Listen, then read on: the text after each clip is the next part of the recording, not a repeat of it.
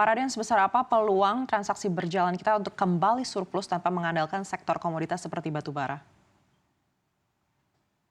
Saya pikir ya, ini adalah pertanyaan yang sangat baik sekali.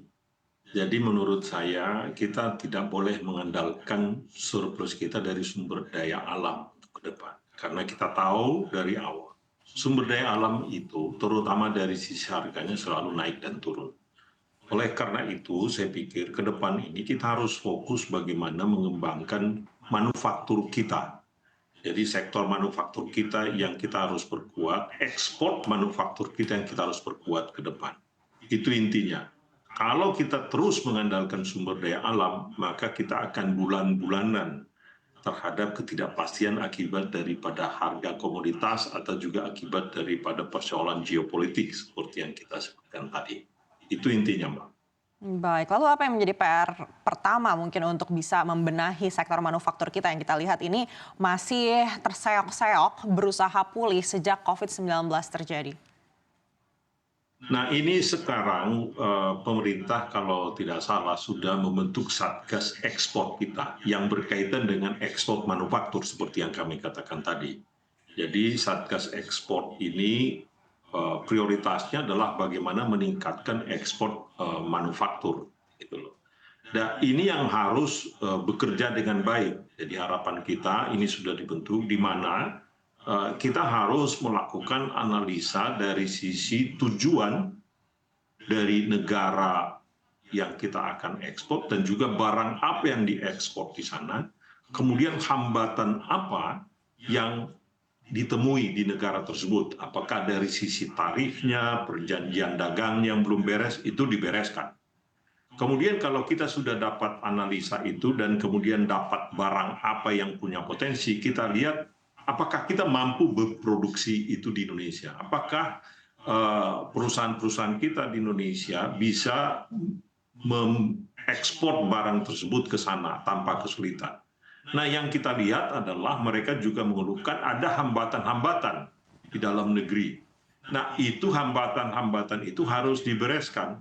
Sehingga tadi pertemuan antara demand side-nya atau tujuan dan barang yang bisa diekspor ke negara tersebut dengan supply side-nya dari sisi produsernya bisa diatasi. Jadi hubungan itu harus lancar. Ada permintaan, tetapi itu pun kita harus bisa penuhi dari sisi supply dalam negeri.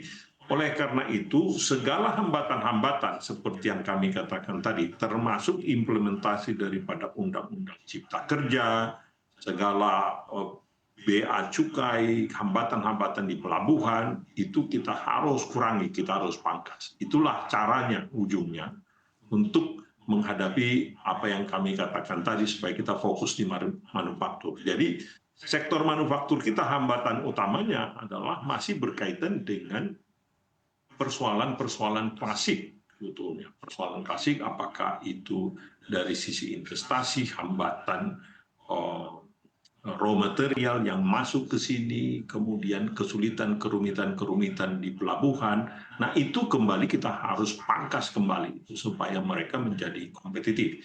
Dan juga yang tidak kalah pentingnya, kita harus mengencourage mereka memodernisasi permesinan mereka.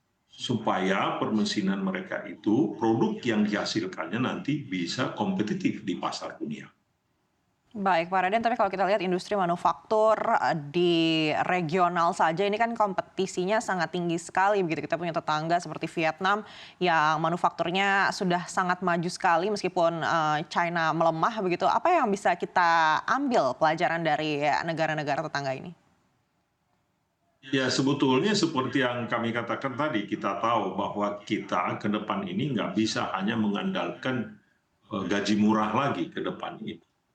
Karena kalau kita mengandalkan gaji murah, maka gaji murah di Bangladesh, ya, di Kamboja, di Laos, bahkan di Vietnam, itu sebagian itu lebih rendah. Sementara income per kapita kita sudah naik. Sekarang income per kapita kita di sekitar 5 ribuan.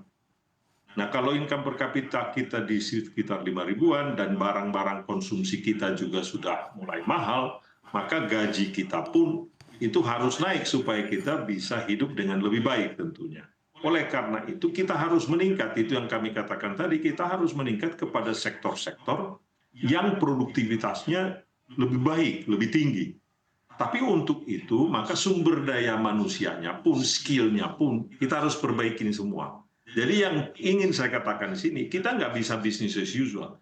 Berhasilan yang dilakukan oleh Vietnam itu pantas kita tiru. Sebetulnya kita melakukan itu dulu. Ya, sekarang ini itulah yang kita harus kejar. Apa yang kami katakan tadi dengan implementasi daripada Undang-Undang Cipta Kerja, yaitu pelayanan kepada para pebisnis, pelayanan kepada para investor lebih mudah, lebih cepat, dan lebih pasti. Itu yang harus dilakukan oleh pemerintah sekarang maupun ke depan ini untuk membuat sektor manufaktur kita menjadi lebih kompetitif. Di samping tadi yang kami katakan, skill-nya harus diperbaiki. Itu merupakan persyaratan utama. Baik, pelayanan terhadap pebisnis dan juga investor ini harus dibenahi. Tapi kita lihat di sisi lain juga pemerintah ini kerap menaikkan pajak untuk industri-industri, salah satunya adalah industri hiburan gitu. Apakah menurut Anda ini harus dipertimbangkan ulang? Mungkin industri hiburan kan lain dengan manufaktur ya, itu mungkin, dan secara umum juga pemerintah kelihatannya setuju untuk melakukan revisi di industri hiburan itu. Secara umum tidak ada kelihatannya keinginan pemerintah, setahu saya ya, untuk menaikkan tarif pajak. Yang akan dilakukan ke depan kecenderungannya bukan di tarifnya yang dinaikkan, tetapi kepatuhan bayar pajak, kemudian supaya semuanya itu membayar pajak. Jadi terlampau banyak yang belum bayar pajak negara ini.